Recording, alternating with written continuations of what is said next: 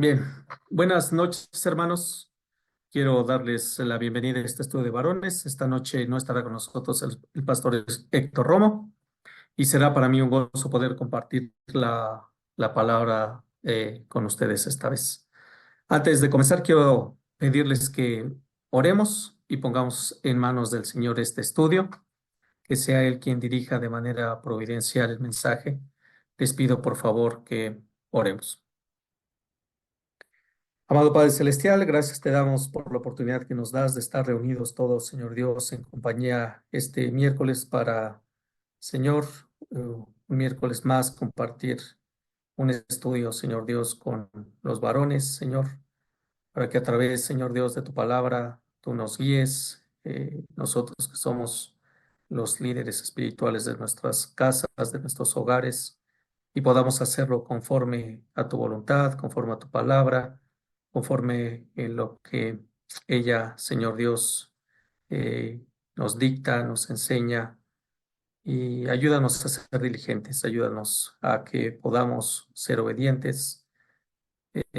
Permite, si tú quieres, que tu palabra transforme los corazones de nosotros, Señor, que nos dé santidad y salvación si alguno de mis hermanos la requiere, Señor.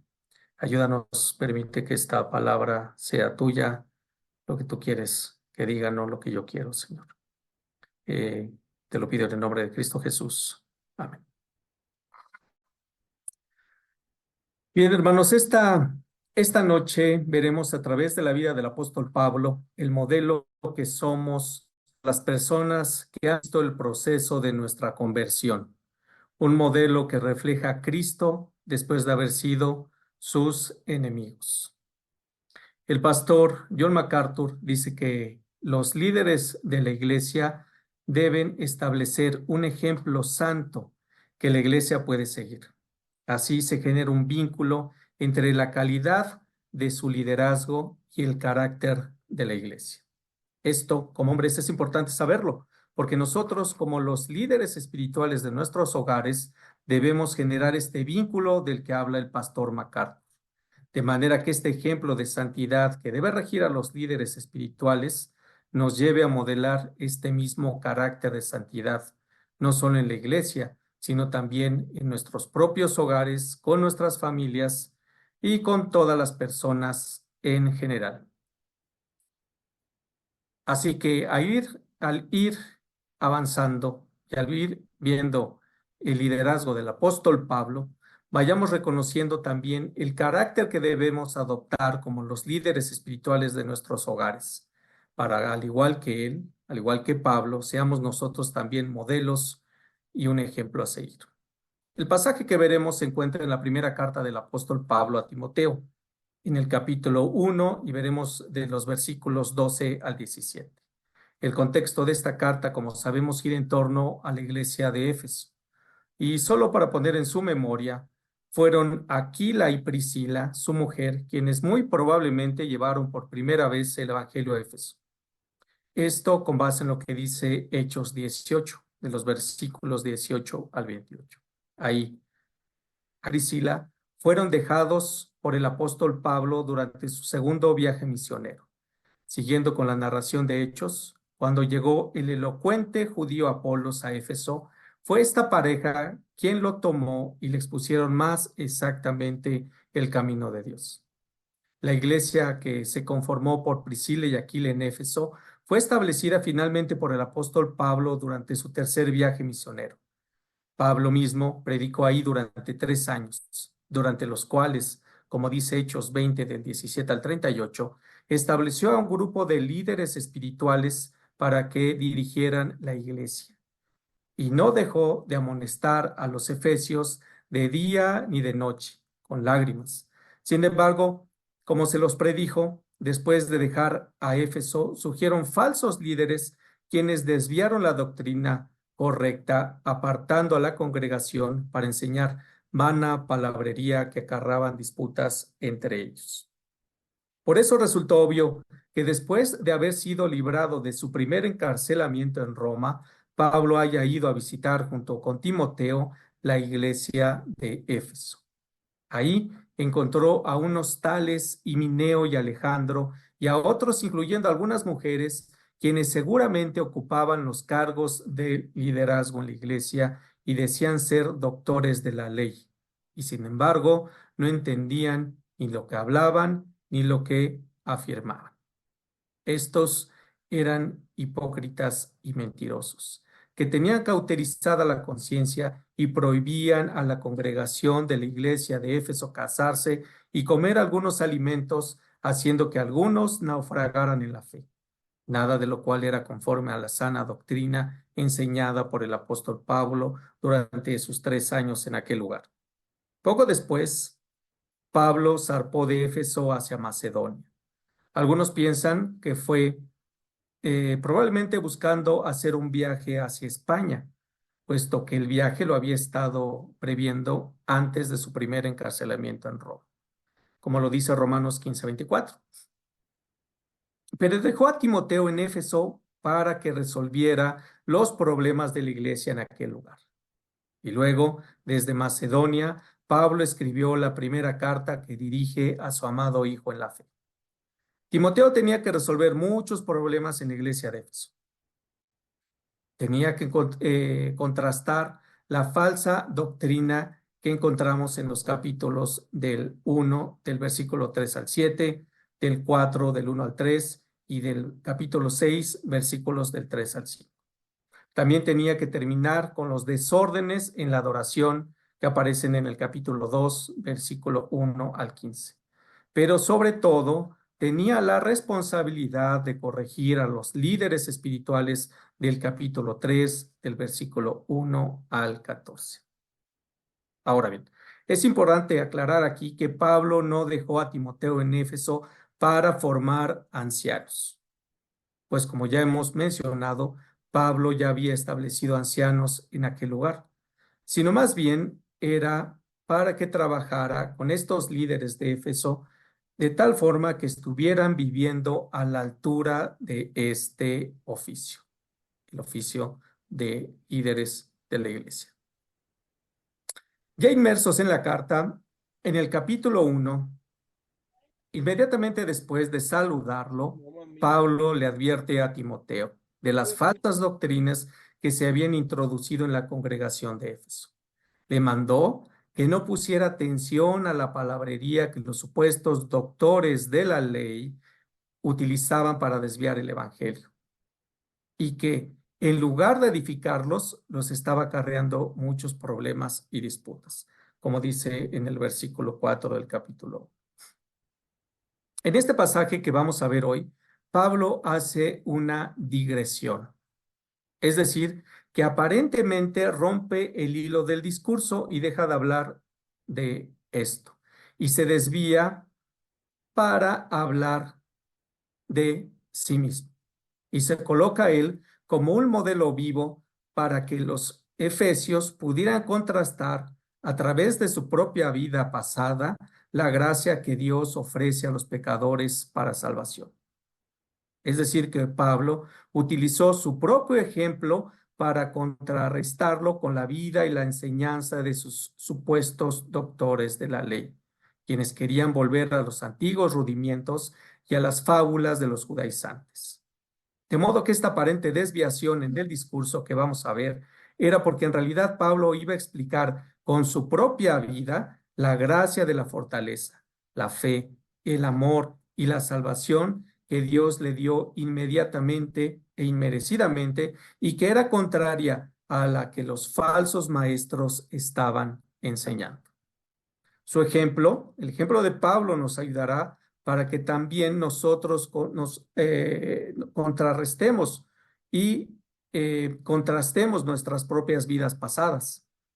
Entenderemos que nosotros también somos un ejemplo viviente para las personas con quien nos relacionamos y que nuestro propio pasado puede serles útil para que ellos puedan ver la gracia que Dios tuvo con nosotros para salvarnos y que ellos también pueden disfrutar de esta salvación si se arrepienten de sus pecados.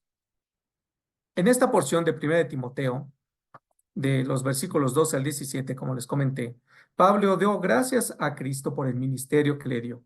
Aunque antes había sido un pecador, Cristo lo salvó para que con su ejemplo los que habrían de creer adoraran a Dios. Al estudiarlo, veremos tres motivos por los que debemos dar gracias a Dios y que nos llevan a adorar. Tres motivos por los que debemos dar gracias a Dios y que nos llevan a adorarlo. El primer motivo es debemos dar gracias a Dios por su misericordia. Lo vamos a encontrar en los versículos 12 y 13 del primer capítulo. El segundo es que debemos dar gracias a Dios por la salvación, los versículos 14 y 15. Y finalmente debemos dar gracias a Dios por su clemencia. Está en los últimos dos versículos. Bien, hermanos, pues abran sus Biblias y vayamos a 1 de Timoteo 1 y leamos de los versículos 12 al 17. Demos la lectura. La Biblia dice así: Doy gracias al que me fortaleció, a Cristo Jesús nuestro Señor, porque me tuvo por fiel poniéndome en el ministerio. Habiendo yo sido antes blasfemo, perseguidor e injuriador, mas fui recibido a misericordia porque lo hice por ignorancia en incredulidad. Pero la gracia de nuestro Señor fue más abundante con la fe y el amor que es en Cristo Jesús. Palabra fiel y digna de ser recibida por todos, que Cristo Jesús vino al mundo para salvar a los pecadores, de los cuales yo soy el primero. Pero por esto fui recibido a misericordia, para que Cristo Jesús mostrase en mí el primero toda su clemencia, para ejemplo de los que habrían de creer en él para vida eterna. Por tanto, al Rey de los siglos, inmortal, invisible, al único y sabio Dios, sea honor y gloria por los siglos de los siglos. Amén. El primer motivo por el que debemos dar gracias a Dios y que nos lleva a adorarlo es, como dijimos, por su misericordia, y lo vamos a ver en los versículos 12 y 13.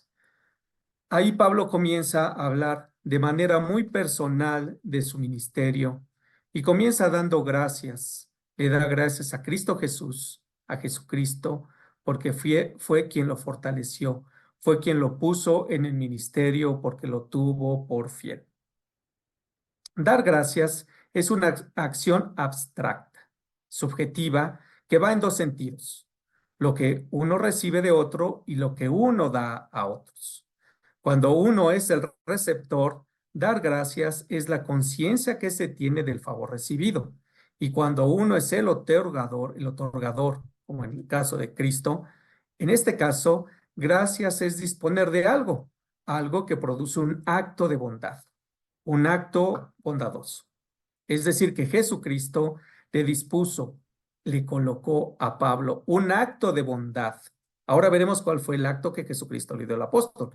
Pero en este punto, Pablo está siendo consciente de que él fue el receptor de la disposición bondadosa de Cristo, el Mesías, su amo, quien le otorgó las facultades para que pudiera cumplir la obra de Dios, porque lo había estimado, lo consideró digno de confianza. Es decir, que el Señor Jesucristo le dio a Pablo de manera bondadosa en dinamó, que es de donde obtenemos la palabra dunamis, poder, capacidad. El Señor lo dotó de esta capacidad para el servicio, para su diaconía. Pablo, hasta aquí, no quiere decir que Jesucristo lo haya colocado en el ministerio por algo excepcional que él tuviera, sino que, como sigue diciendo, fue por la pura misericordia que el Señor le tuvo, pues había sido antes un blasfemo, perseguidor e injuriador del glorioso evangelio del Dios bendito que se le había encomendado.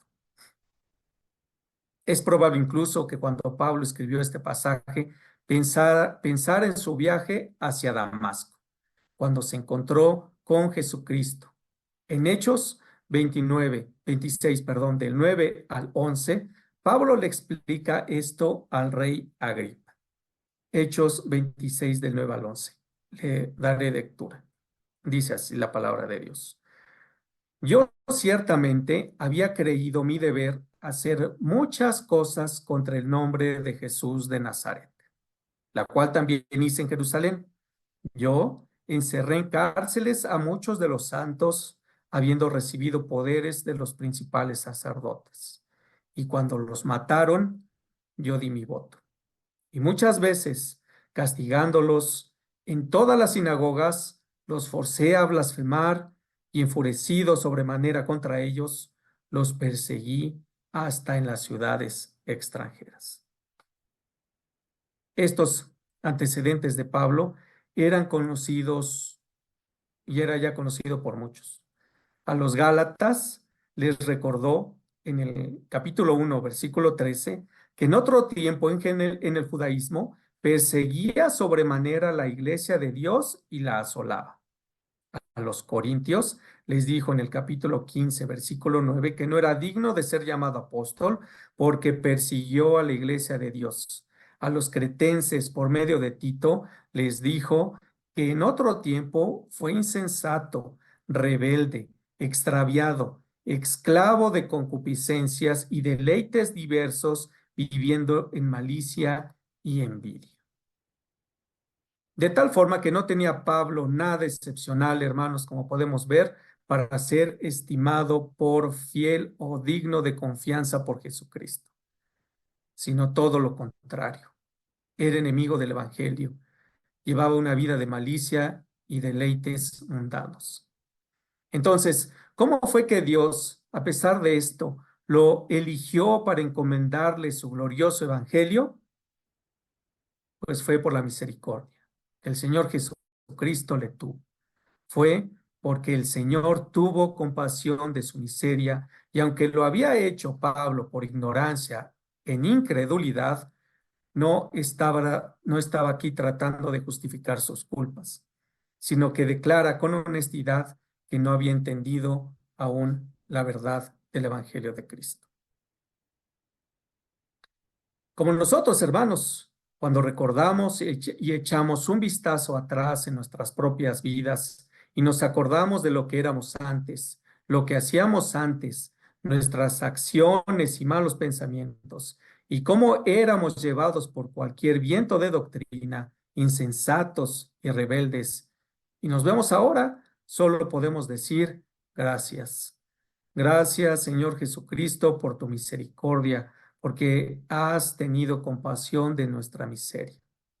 Aun cuando éramos enemigos tuyos y no teníamos ningún mérito para ello, te compadeciste de nosotros.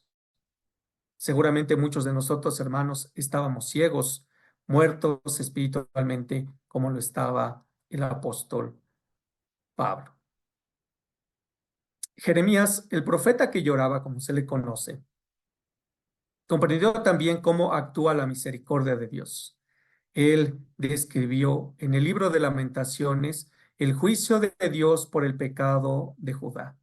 Aunque fue Dios mismo el ejecutor al traer la destrucción del templo, muerte y tristeza por la deportación a Babilonia, Jeremías escribió en Lamentaciones 3, 22 y 23. Por la misericordia de Jehová no hemos sido consumidos, porque nunca decayeron sus misericordias. Nuevas son cada mañana, grande es su fidelidad. Como dijo el profeta Jeremías, Judá pudo haber sido consumida por su pecado.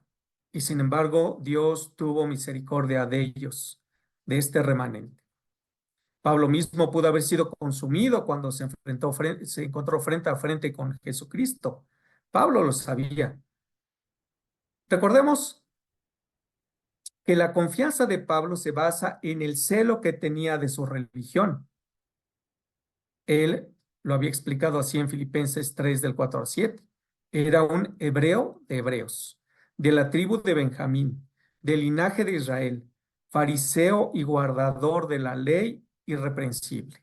Él pensaba que hacía un deber para el servicio de Dios, pero estaba muerto espiritualmente, y solo hasta que la misericordia del Señor actuó sobre Pablo fue que tuvo la capacidad para trabajar al servicio de Dios pregonando el Evangelio. Esto lo podemos comprobar después de su conversión. cuando estuvo frente al rey Agripa exponiendo su defensa, continuando con el relato de Hechos 26, del 19 al 20 que leímos, Pablo explica cómo fue que respondió al Señor Jesucristo después de que se le presentó. Esto fue lo que le dijo al rey. Hechos 26, 19. Por lo cual, oh rey Agripa, no fui rebelde a la visión celestial, sino que anuncié primeramente a los que están en Damasco y Jerusalén y por toda la tierra de Judea y a los gentiles que se arrepintiesen y se convirtiesen a Dios haciendo obras dignas de arrepentimiento. Esta fue la respuesta inmediata del glorioso evangelio que Pablo comenzó. Solo fue hasta que la misericordia del Señor actuó en él que pudo entender el evangelio, creerlo y comenzar el trabajo que se le había encomendado. La misericordia es uno de los atributos o perfecciones de Dios. Es decir, que la misericordia es parte de lo que Dios es y que transfirió a la humanidad. Hermano Elías Amábiles, ¿podrías ayudarme leyendo Romanos 12:8, por favor? Romanos 12:8. Sí, Gamaliel, con gusto. Romanos 12:8. Dice así la palabra del Señor: el que exhorta en la exhortación, el que reparte con liberalidad, el que preside con solicitud, el que hace misericordia con alegría. Así es, hermano. ¿Podrías, para darnos contexto del 12:6 al 8, Romanos 12:6 al 8, hermano Elías Amábiles? Sí, Solo claro. para un poco de contexto, gracias. Dice, de manera que, teniendo diferentes dones, según la gracia que nos es dada, si el de profecía, úsese conforme a la medida de la fe, o si de servicio, el servir, o el que enseña en la enseñanza, el que exhorta en la exhortación, el que reparte con liberalidad, el que preside con solicitud, el que hace misericordia con alegría. Muchas gracias, hermano Alice. Bien, aquí como vemos, la misericordia nos fue entregada como un regalo a nosotros. La misericordia describe la compasión tan profunda que tiene Dios por las personas que están en una condición desdichada por el pecado, aunque no lo merezcan. Él no considera sus méritos o faltas para designio de su misericordia. Pero también, como vimos aquí, nosotros también debemos ser movidos a misericordia y compadecernos de los que están muertos espiritualmente, perdidos, como alguna vez lo estuvimos nosotros mismos. Pero hermanos, si haciendo este ejercicio de regresión en nuestra vida y recordando lo que éramos antes y lo comparamos con nuestra vida actual y nos damos cuenta que no hemos cambiado, sino que seguimos viviendo una vida de malicia, envidia, rebeldía a la palabra de Dios, que aún somos esclavos de nuestros malos pensamientos y de diversos deleites carnales, entonces deberíamos arrepentirnos de nuestros pecados y creer en Él. Quizá podamos ser merecedores de su misericordia y darle la gloria a Dios y a Él exclusivamente. Bien, hasta aquí hemos visto el primer motivo por el que debemos agradecer y adorar a Dios. Es la misericordia. Ahora veamos el segundo motivo por el que debemos dar gracias a Dios. Esto es por la salvación. Lo vamos a encontrar en los versículos 14 y 15. Dice así: pero la gracia de nuestro Señor fue más abundante con la fe y el amor que es en Cristo Jesús. Palabra fiel y digna de ser recibida por todos, que Cristo Jesús vino al mundo para salvar a los pecadores, de los cuales yo soy el primero. Ahora, el apóstol Pablo va a dejar el tema de su ministerio para hablar de su propia conversión. Ahora está siendo consciente de que también recibió de su Señor, además de la fortaleza para poder cumplir con la obra del ministerio, como vimos, ahora recibiría la fe y el amor de manera abundante. Por segunda vez en estos versículos, Pablo señala que esta gracia le provino de Cristo Jesús, nuestro amo, de manera superabundante, desbordante. Pensemos, hermanos, en un balde de agua que al llenarse comienza a desbordarse y a derramarse por todos lados. Pero en Pablo no era el agua lo que se desbordaba, sino, por un lado, la fe. La fe es la firme convicción basada en lo que hemos oído, como dice Romanos 10:17, y que produce reconocimiento pleno de la verdad de Dios. Y en consecuencia, al tener fe, en consecuencia, nos tiene que llevar a conducirnos con base en esta firme convicción y realizar obras que reflejen esta fe. Esta convicción de verdad de Dios se desbordaba, como dijimos, en Pablo.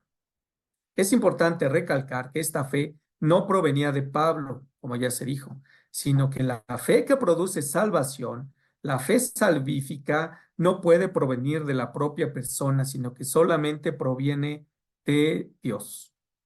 Los efesios ya lo sabían, porque desde la prisión, cuando Pablo escribió a esta misma iglesia, en Efesios 2:8, les había dicho que por gracia habían sido salvos por medio de la fe, pero que esto no era de ellos mismos, sino que era un don que Dios les había dado.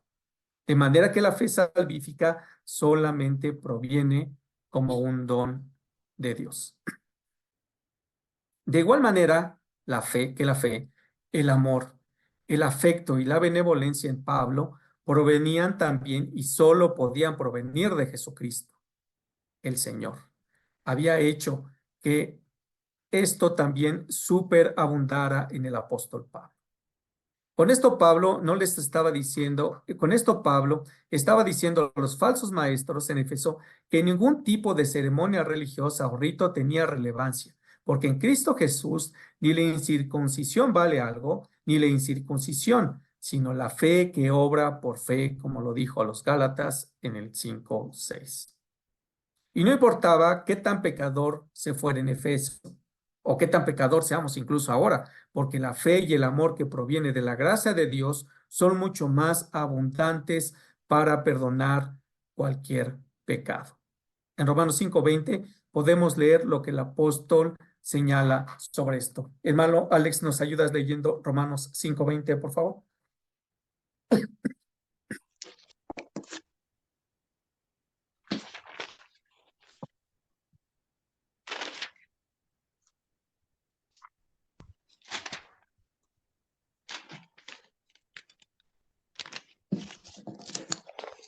¿Me escuchó?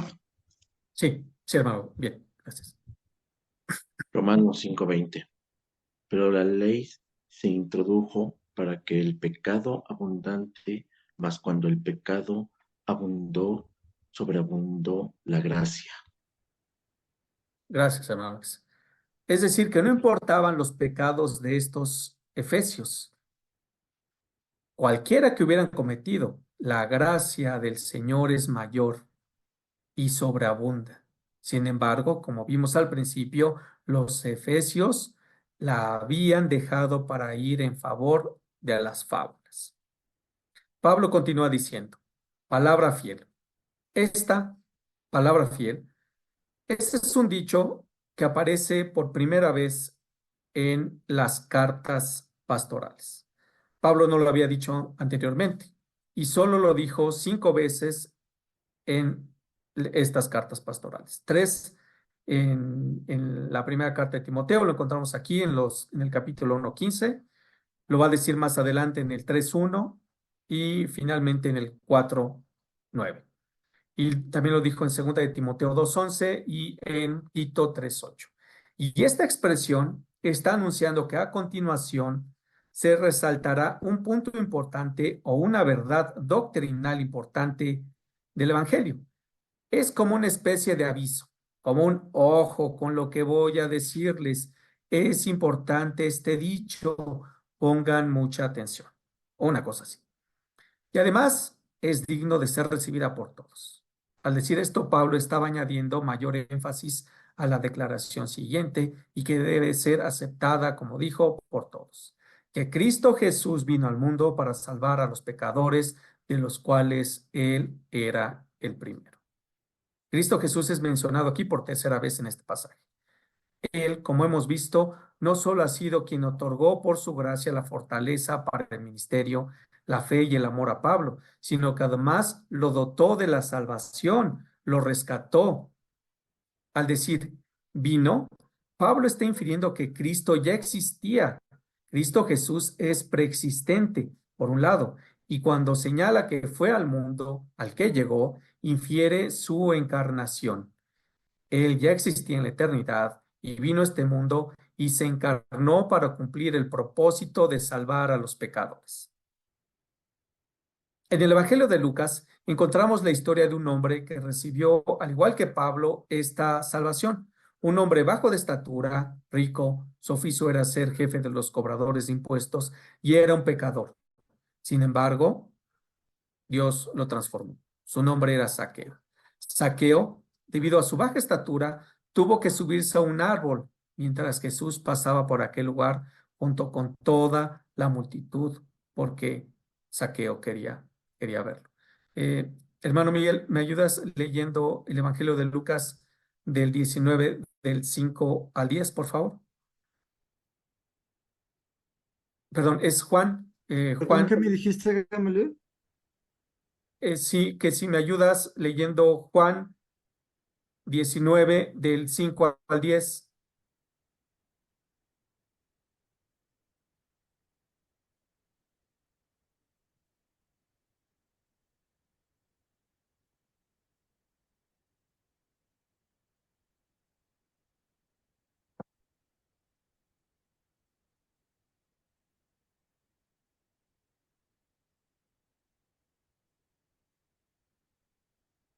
Juan 19, del 5 al 10. Gracias, hermano. ¿Mande? Gracias. Sí, Del 5 al 13, del 5 al 10. del 5 al 10. Y salió Jesús llevando la corona de espinas y el manto de púrpura. Y Pilato les dijo, he aquí el Perdón, hombre. perdón, hermano. ¿Es Juan 19 del 5? ¿Mande? ¿Juan 19 del 5 al 10? Sí, Juan 19, del 5 al 10. Ah, entonces, 5, cita la tengo mal. Si no, lo leo yo, perdón. Me había equivocado con la cita. Es la cita de Zaqueo. Lo leo yo, lo tengo aquí. Me equivoqué con la cita. A ver si ahorita al final. Es Lucas 19, 5, 10, hermano. Gracias, hermano. ¿Me ayuda a leerlo, Mario? ¿cuál? ¿Leo qué es? ¿Leo Lucas? Sí, Ah, ok. dice ¿lo vas a leer, hermano? No, si quieres, si no, léelo tú, Mario, de favor, y ahorita le doy otra cita a Miguel. Ok. Gracias. La palabra dice así, Lucas 19, 5 al 10. Cuando Jesús llegó a aquel lugar, mirando hacia arriba, le vio y le dijo, Zaqueo, date prisa, desciende, porque hoy es necesario que pose yo en tu casa. Entonces él descendió a prisa y le recibió gozoso. Al ver esto, todos murmuraban diciendo que había entrado a posar un hombre pecador. Entonces Zaqueo, puesto en pie, dijo al Señor, he aquí, Señor, la mitad de mis bienes doy a los pobres, y si en algo he defraudado a alguno, se lo devuelvo cuadruplicado. Jesús le dijo, hoy ha venido la salvación a esta casa, por cuanto él también es hijo de Abraham, porque el Hijo del Hombre vino a buscar y a salvar lo que se había perdido. Muchas gracias, hermano Mario. Mario. Bien, aquí el Señor Jesucristo vemos cómo vino a buscar y a salvar lo que se había perdido. Vino, es decir, es preexistente y se encarnó. Él ya existía en la eternidad, como dijimos, llegó a este mundo para salvar a los pecadores.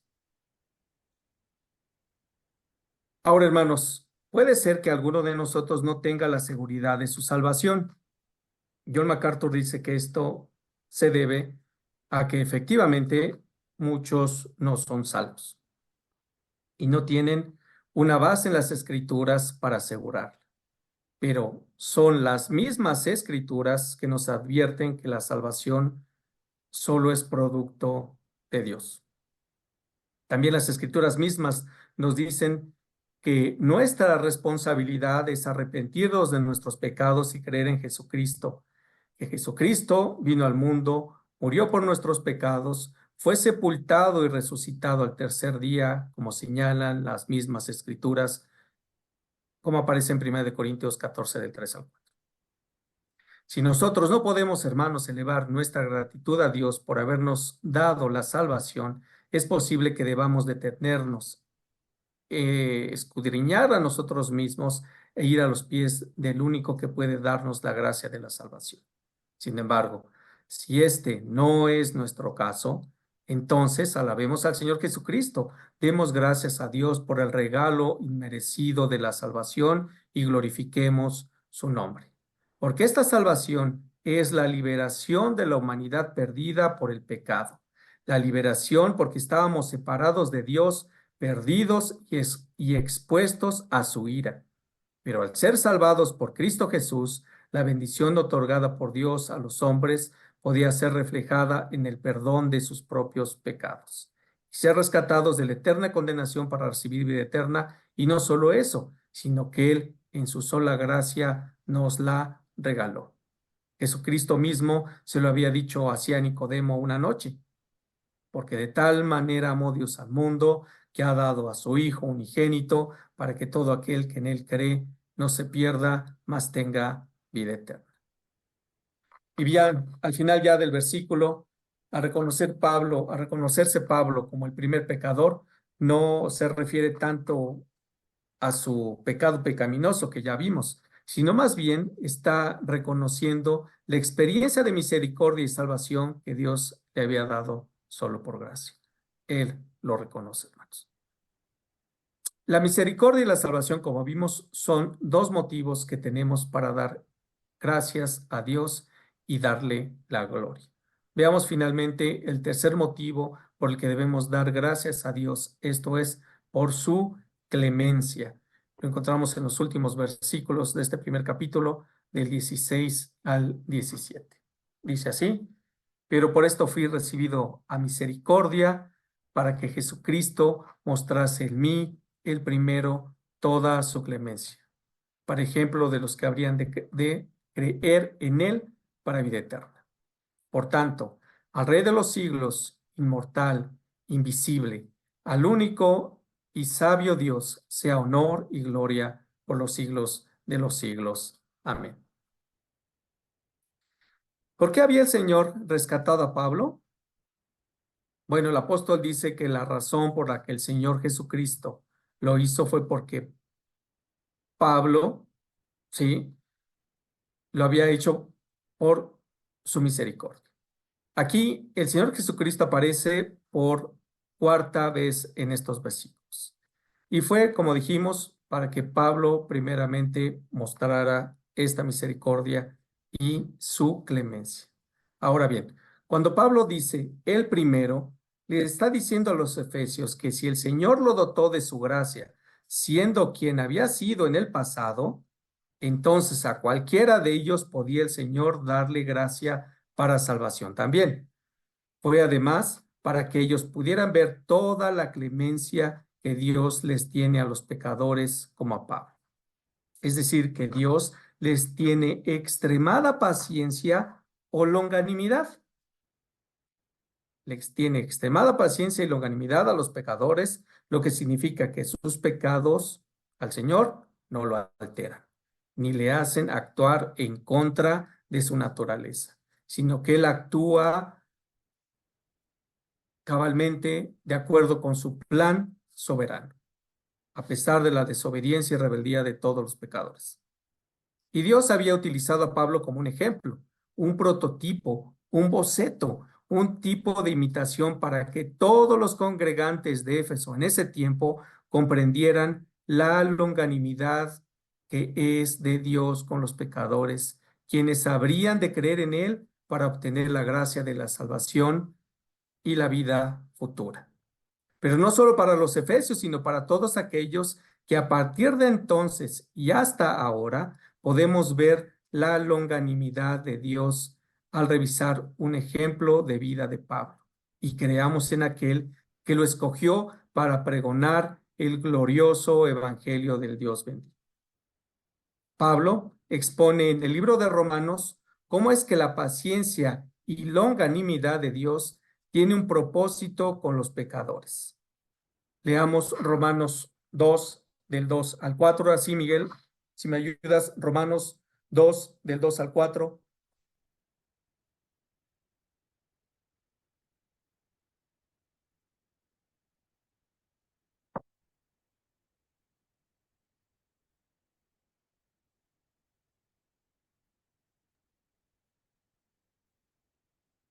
Versículo 2. Mas sabemos que el juicio de Dios contra los que practican tales cosas es según verdad. ¿Y piensas esto, oh hombre, tú que juzgas a los que tal hacen y hacen lo mismo, que tú escaparás del juicio de Dios? ¿O menosprecias las riquezas de su benignidad, paciencia y longanimidad, ignorando su benignidad, te guía al arrepentimiento? Gracias, Mike. Así es. La longanimidad del Señor hacia los pecadores tiene el propósito de traerlos a Él. Parezca mentira, Él les tiene paciencia, porque la salvación finalmente es para darle la gloria exclusivamente a Dios. Y si lo pensamos, hermanos, nosotros mismos debemos dar gracias y alabar a Dios, porque también a nosotros nos tuvo clemencia, pues siendo pecadores, nos extendió también su gracia para salvarnos. Y no solo esto, hermanos, sino que la longanimidad que el Señor mostró en Pablo y en nosotros nos ayuda a reconocer que no importa cuán pecadores y testarudos seamos, el Señor nos tiene clemencia. Así que, hermanos, que esto nos ayude a que no nos cansemos de pedir por nuestros amigos inconversos, nuestros familiares inconversos y hasta nuestros enemigos que hasta ahora han rechazado el Evangelio de Dios. Ojalá el Señor te siga teniendo longanimidad hasta que un día vengan a sus pies y le den la gloria a Él. Finalmente, después de reconocer todas las bendiciones producto de la gracia de Jesucristo, Pablo se lanza a una alabanza y adoración al Rey de los siglos. Pablo termina con una doxología. Una doxología es darle gloria a Dios, alabarlo, honrarlo, exaltarlo y reconocerlo por sus perfecciones o atributos. ¿Y de qué otra manera podía terminar esta porción sino exaltando al Rey de Reyes? Y muchas veces Pablo terminó sus reflexiones de esta manera, como en Gálatas 1:5, Efesios 3:21 y Filipenses 4:20. Bien, en este caso Pablo dice así: al Dios que es eterno, al Dios que tiene todo dominio en todas las generaciones, porque es inmortal, al Dios invisible porque es espíritu y que conoce todo absolutamente porque es omnisciente, y único Dios de dioses sea la gloria. Y este único Dios sea honor y gloria por los siglos de los siglos, porque los siglos de los siglos le pertenecen. Finalmente, hermanos, Pablo termina con un amén en señal de afirmación o asentir esta doxología. Amén. Bien, hermanos, este fue el último de los 3 motivos por los cuales debemos dar gracias a Dios y que nos llevan a adorar. Fue su clemencia.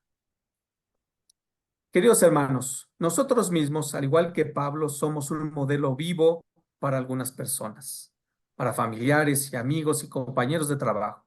Ellos pueden ver en nosotros un cambio, una transformación que nada ni nadie pudo haberlo hecho. Y nosotros podemos, al igual que Pablo, contarles de dónde nos rescató el Señor y cómo su gracia nos alcanzó para salvarnos, cómo nos dotó de fortaleza e hizo que sobreabundáramos en fe y en amor. Porque si no fuera por Él, quién sabe, hermanos, dónde estuviéramos ahora. Seguramente hundiéndonos más, siendo despreciables. Pero nuestra salvación y nuestro ejemplo puede ayudarlos para que ellos puedan, a través del ejemplo de nuestra vida, ser atraídos y arrepentirse de sus pecados y creer en Dios.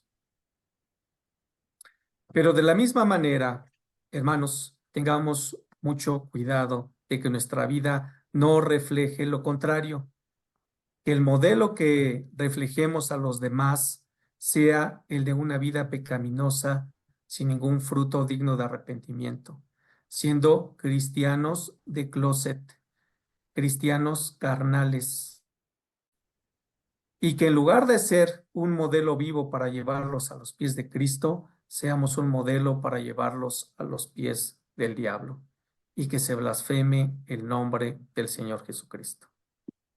Pidamos para que su longanimidad, su benignidad nos lleve al arrepentimiento. Bien. Eso es todo, hermanos. Oremos. Amado Padre Celestial, gracias te damos, Señor Dios, por esta porción que nos has dado de tu discípulo Pablo, Señor Dios.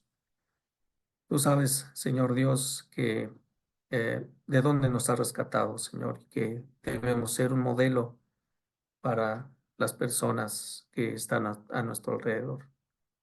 Que Padre Celestial, aunque no lo querramos, nos están viendo, somos objetos, Señor Dios, de escrutinio. Y en algunos casos, Padre Celestial, esperan que caigamos, cometamos errores, Señor Dios. Así que, Padre Celestial, ayúdanos. Ayúdanos a que seamos un modelo vivo, Padre Celestial, un modelo de ejemplo de tu gracia, de tu amor, de tu fe. Y Padre Celestial, que podamos, Señor, a través de ello, llevar a los pies, Señor, aquellos que, Padre Celestial, aún no te conocen. Ayúdanos también, Padre Celestial, a todos aquellos que no son tus hijos. Ayúdanos, Padre Celestial, a los que somos tus hijos y cometemos pecados, Señor Dios, constantes, para que a través de tu longanimidad, Padre Celestial, podamos, Señor Dios, llegar a ti, Señor, por tu gracia, por tu misericordia y por tu amor, Señor. Porque, Padre Celestial, sin ti, obviamente, no podemos hacer nada, Señor. Así que sea tu palabra, Señor Dios, la que transforme nuestras vidas, nuestros corazones, nuestro entendimiento, Señor, y que podamos cambiar si es que, Señor, no lo hemos hecho. Si seguimos, Señor, actuando de manera incorrecta, Señor. Ayuda, te pido a mis hermanos, Señor, ayuda, tú sabes y conoces sus corazones. Sabes, Padre Celestial, qué es por lo que flaquean, cuáles son las cosas por las que padecen. Yo te pido que los ayudes, Padre Celestial, y que, Señor, en conjunto, unánimes, Señor Dios, podamos cambiar y darte la gloria a ti, Señor. Gracias te doy por todo en el nombre de Cristo Jesús. Bien, hermanos, pues